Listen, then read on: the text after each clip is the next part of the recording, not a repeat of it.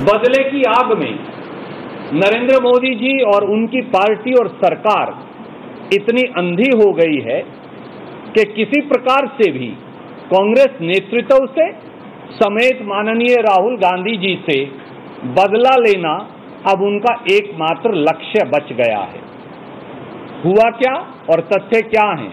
तथ्य नंबर 1, 8 साल बाद 2010-11 की इनकम टैक्स रिटर्न, जिनकी बाकायदा इनकम टैक्स विभाग द्वारा स्क्रूटनी हो चुकी, उनको दोबारा खोलने का नोटिस मोदी सरकार ने कांग्रेस नेतृत्व को दिया। हमें उसमें भी कोई एतराज नहीं। आप सारी रिटर्न्स कई बार खोलकर देखिए, 8 साल क्यों, 80 साल पुरानी भी खोलकर देख लीजिए। इल्जाम क्या है? नोटिस में क्या लिखा है? जो नोटिस में लिखा वो और ज्यादा चौंकाने वाली बात है। नेशनल हेराल्ड और नवजीवन, ये भारतीय राष्ट्रीय कांग्रेस से जुड़े वो अखबार हैं जिनकी स्थापना और एसोसिएटेड जर्नल्स लिमिटेड, जिस कंपनी की स्थापना पंडित जवाहरलाल नेहरू ने की थी, जिसमें महात्मा गांधी और सरदार वल्लभ भाई पटेल अंग्रेज से लोहा लेने की लड़ाई के लेख लिखा करते थे। आज भी नेशनल हेराल्ड और नवजीवन मोदी सरकार के घोटाले खोलने का काम कर रहा है। उनका ये कहना है कि जब नेशनल हेराल्ड और नवजीवन अपने कर्मचारियों की तनख्वाह नहीं दे पा रहा था 80 और 90 के दशक में, प्रोविडेंट फंड और एम्प्लॉय स्टेट इंश्योरेंस का पैसा नहीं दे पा रहा था, तो 10 साल में भारतीय राष्ट्रीय कांग्रेस ने, और हमें गर्व है इस बात पर कि आजादी के उस प्रतिबिंब नेशनल हेराल्ड और नवजीवन अखबार यानी एसोसिएटेड जर्नल्स को समय समय पर चेक से 10 वर्ष के अंतराल में 90 करोड़ रुपये का कर्जा दिया। वो कर्जा नेशनल हेराल्ड और नवजीवन अखबार वापस करने की स्थिति में नहीं था, इसलिए उस कर्जे को छोड़ दिया गया। मोदी जी का इनकम टैक्स विभाग अब 8 साल के बाद ये कह रहा है कि वो 90 करोड़ का कर्जा जो वापस नहीं दिया जा सकता था, वो कांग्रेस नेतृत्व के हाथ में आय होगी। ये शायद पहली बार इस देश में या किसी देश में ऐसा कानून होगा कि अगर एक कंपनी अपना कर्जा ना दे पाए तो वो उसके शेयर होल्डर्स की आय बन जाए। ऐसा तो कहीं किसी देश के कानून में है ही नहीं। और अगर आय मान भी लीजिए तो सरकार के मुताबिक ही आय 90 करोड़ रुपए है, और टैक्स की डिमांड कितनी है 90 करोड़ के ऊपर? 30% से ज्यादा तो हो नहीं सकती, सब जानते हैं। 357 करोड़ रुपया आय, 90 आमदनी 90 crore, tax 357 crore.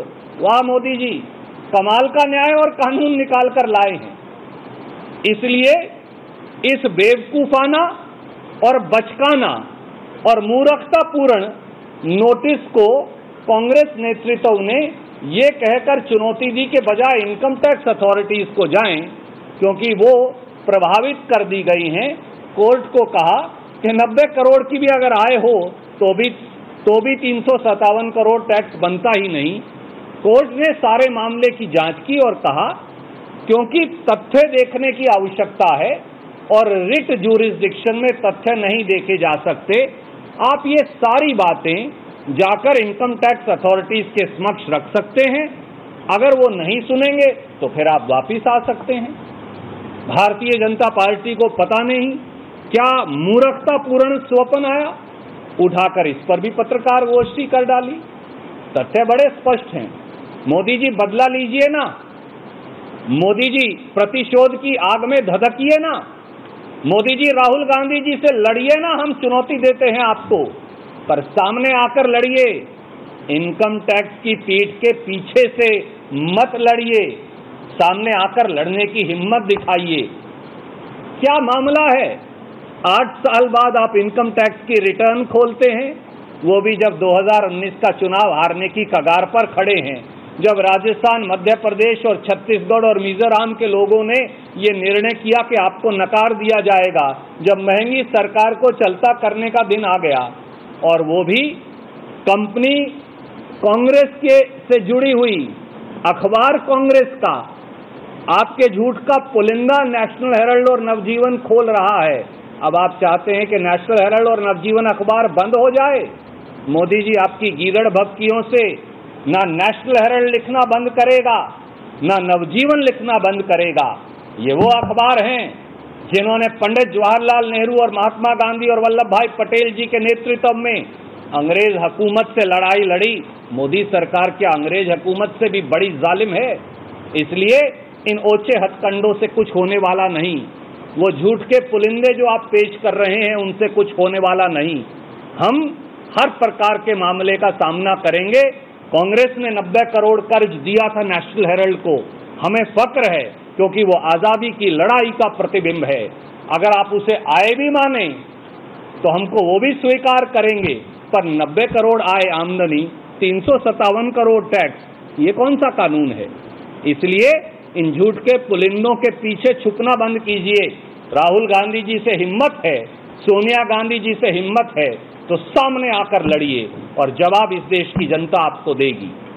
To put it very very briefly in English, unnerved and perturbed.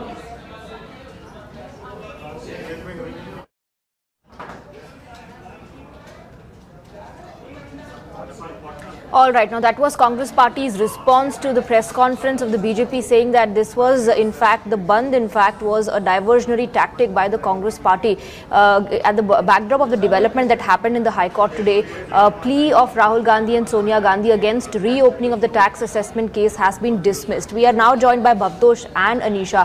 Let me first go across to Anisha to know what happened at the hearing, because Anisha, now it is being said that this was a big setback for the Gandhi family, and now they've been asked to go in front of the appropriate tax authority as far as this case is concerned.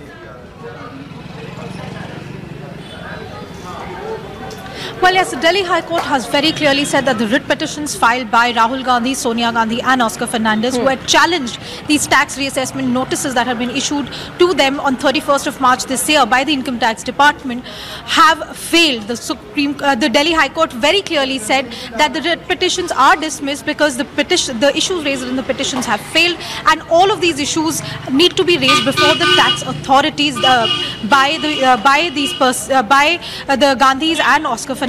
Now, what we need to remember is that the Income Tax Department had issued tax reassessment notices pertaining to income allegedly accrued in 2010 and 11 for the assessment year 11 and 12. What the Income Tax Department has said is that Rahul Gandhi, Sonia Gandhi and Oscar Fernandez did not disclose the fact that they were directors in Young India company, which had acquired the shares of Associated Journal Limited, which owns the National Herald newspapers Limited. Now, what the income tax authorities are saying, that this acquisition of these shares meant that Young India had received an income of over 500 crores, and because of which the individual income of these directors would have been more than 150 crores, which was not in fact disclosed to the income tax authorities in that particular financial year. Sonia Gandhi and Rahul Gandhi had in their petitions to the High Court said that they did not require, they were not Anisha, in fact, let's also go across to Bhavtosh to understand what the Income Tax Department has said in this case. Bhavtosh, and their case is that information was deliberately concealed. Also, as far as Rahul Gandhi being the director of this firm is concerned, him being the largest shareholder is concerned, all of this was not disclosed, and the income which was shown is much lesser than what the IT department estimates, of course, given the fact the kind of shares that Rahul Gandhi owns. Swati, in fact, it was in July that Income Tax replied to the questions that were posed by the chartered accountants and lawyers of Rahul Gandhi. In that detailed reply, which was in fact first accessed by Times Now, the Income Tax gave a point-by-point rebuttal as to why Rahul Gandhi is at fault. As Anisha rightly said, that in his income tax return for 2011-2012, he was hiding the fact that he was director and largest shareholder of Young India. But more importantly is the transfer of 90 crore rupees, which was shown as a loan given by the All India Congress Committee to Associate Generals Private Limited, which was later passed off as a debt was converted into equity of 10 rupees each share worth at least 90 crore rupees. Now that blatant lie, that's what income tax is saying. Now, Associate General, we must remember, is a very old newspaper, owns prime properties in Mumbai, Delhi, Lucknow, Pune and other parts of the country. And that's the reason why Rahul Gandhi is now at fault. And income tax believes that he is hiding an income of worth at least 154 crore rupees. All right, and that's why the notice was sent to Rahul Gandhi. Bhavtosh and Anisha, thank you for getting us those inputs. Let's also go across to our guests, in fact, and open this up. We're joined by Tuhin Sinha, leader of the BJP, Ashutosh Mishra, senior journalist, and Abdul Razak Khan, spokesperson of the JDS. Let me first go across to Mr. Khan. Mr. Khan, the High Court dismissing the plea, does it in itself does not mean that it was a huge setback and the court did not find any merit as far as that plea of going against the opening of the tax assessment case is concerned?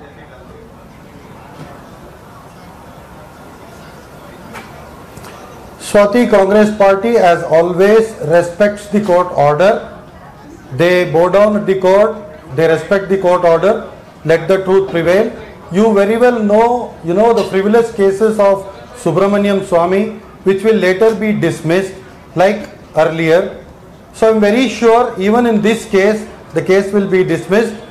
No, the Rahul Gandhi and Sonia Gandhi will definitely come out clean. But the matter is still in the court. How can a clean chit be given on whatever basis you're doing that? They have not done any misappropriation. They have not, they don't have any other intentions. This is a malified intention of the BJP. They are just going behind and pressing on this case. There is nothing to hide. The truth will prevail. We just have to wait and watch. Okay. Rahul Gandhi and Sonia Gandhi, as always, respect the court order. Okay, but what is the response to the technical points, in fact, that have been raised by the Income Tax Department? But before that, let's take a reaction from Tuhin Sinha. Tuhin Sinha, the allegation is that this is political witch hunt, that this is vendetta. No, if you look at the merits of the case, just consider these facts. 90 crore being loaned out to National Herald, and then the company, the shady company, which was formed barely a year ago by Rahul Gandhi and his mother, with Rahul Gandhi and his mother as directors, goes and acquires that company for just 50 lakhs. It's an open and shut case. I don't know, how much people can defend this case, but more importantly. And also we know for a fact that Rahul Gandhi and Sonia Gandhi are both out on bail in this case. So, the case has also progressed and it's only a matter of time before they are back in jail. But more importantly, it raises three important questions. The kind of financial machinations which has gone into the case cannot be done by Rahul Gandhi alone, given his limited intelligence, and therefore it needs to be proved that whether there was the same mastermind which was perpetrating similar other scams involving Nirav Modi. I'll come back to you, but let's go across to Ashutosh Mishra also. Ashutosh Mishra, as Tuhin Sinha was saying, is this an open and shut case already? So Mr. Sinha is obviously unaware of the details of this case. He is confusing two cases. In this particular case, the company, as you are calling it, is actually a Section 25 company, which is a non-profit company. And the directors of such company are not eligible for any income. It's like an NGO. So that is the first point. And today what the High Court has simply said is that it cannot take a decision on this particular case whether the Income Tax Department can reopen a order earlier. So the High Court has said that Income Tax Department can reopen the order, right? And if going through the whole process where they will go to the Income Tax Department and the appellate authority, if there is any fault, that is point number one. That's all that the court has said. Number two, okay, so that in itself, what you're saying that the court saw no point in actually accepting the plea that it should not be reopened. That's why I said if it is a huge setback or not. I'll come back to all our guests. Yes, I'll come back to you, Tuhin Sinha, Ashutosh Mishra and Abdul Razak Khan.